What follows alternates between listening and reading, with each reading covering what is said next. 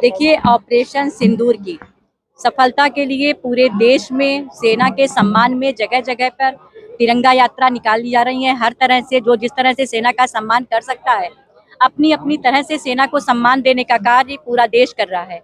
आज हम सभी लोगों ने भी सेना के सम्मान में तिरंगा यात्रा निकाली। भव्य तिरंगा यात्रा यहाँ पे निकाली गई। आप सबको पता है जिस तरह से पाकिस्तान आतंकवाद करता रहता है, उसने हमारे देश में हमारी बहनों के सिंदूर को उजाड़ने का काम किया था।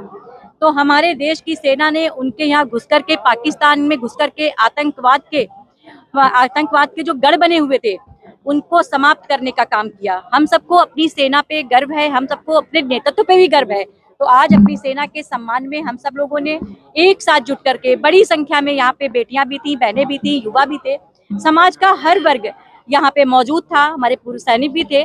सभी लोगों ने सेना के सम्मान में तिरंगा यात्रा निकाली, जो कि बहुत ही भव्य तिरंगा यात्रा थी। उसके लिए मैं सभी को धन्यवाद देना चाहूंगी। अपनी सेना पे हम सबको गर्व है। रामगोपाल यादव ने एक विंग कमांडर गोमिका सिंह को लेकर के बयान दिया, उन्होंने जातिसूचक शब्दों का इस्तेमाल किया, तो कैसे देख रहे हैं इसको?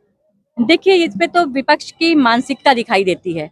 जहां हम सब लोग अपनी सेना के सम्मान में तरह तरह से उसको सम्मान देने का काम कर रहे हैं, विपक्ष वहां पे भी जाति और महिला ये सब करने का काम कर रहा है।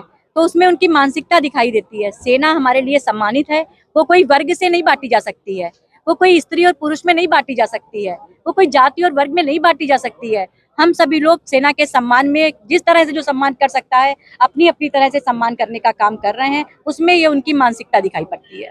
आज समाजवादी पार्टी के ट्विटर हैंडल से डिप्टी सीएम ब्रजेश पाठक के डीएनए को लेकर के टिप्पणी की गई, उनके डीएनए सवाल उठा, किस तरह से देखती है? देखिए, इसमें भी हम कह सकते हैं कि उनकी मानसिकता दिखाई देती है। हम सब लोग आज अपनी सेना पे गर्व करते हुए, अपने नेतृत्व पे गर्व करते हुए सेना के सम्मान में तरह तरह के कार्यक्रम कर रहे हैं।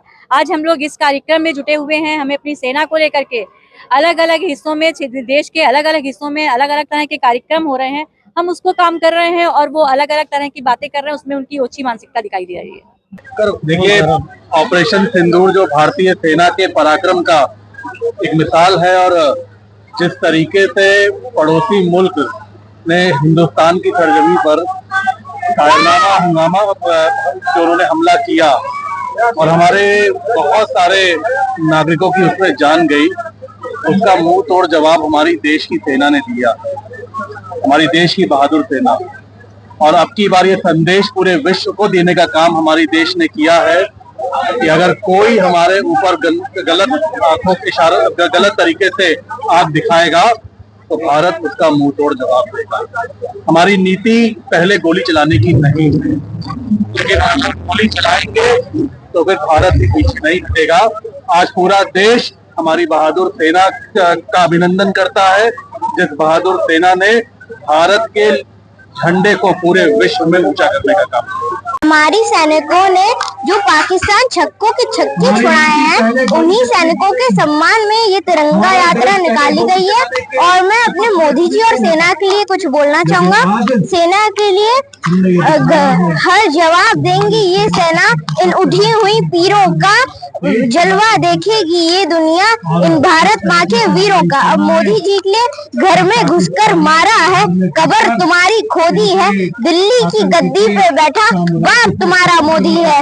जब पाकिस्तान में घुसकर चुन कर मारा है, बदला हमने अपना उतारा है। जो पहलगाम में घटना हुई थी, उसका हमारी भारतीय सेना ने पाकिस्तान के अंदर आतंकवादियों के ठिकानों को और आतंकवादियों के परिवार को, आतंकवादियों को जो घुसकर मारा है, उसी के उपलक्ष्य में आज हमने सेना का आभार व्यक्त किया है। और तिरंगा यात्रा के माध्यम से हमने अपनी सेना का मनोबल बढ़ाने का काम किया है। सिंदूर को लेकर क्या कहेंगे? सिंदूर अभी तो छोटा सा एक सिंदूर कार्यक्रम था, अगर वो नहीं माने तो अब की हम लोग ऑपरेशन जो ये होता है, इसको क्या बोलते हैं हम लोग अपनी भाषा में, आप बताइए, मंगलसूत्र, चुन चुन के उनका मंगलसूत्र हम लोग छीन लेंगे। और मुझे खुशी है कि हाफिज मौलाना सईद के परिवार को हमारी सेना ने मार गिराया है। इसकी मुझे बेहद खुशी है, क्योंकि उसको मालूम पड़ गया है कि जनाजे होते क्या है।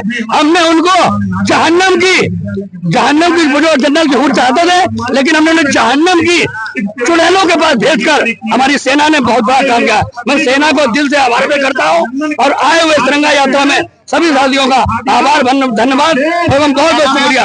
आरिफ खान सानू।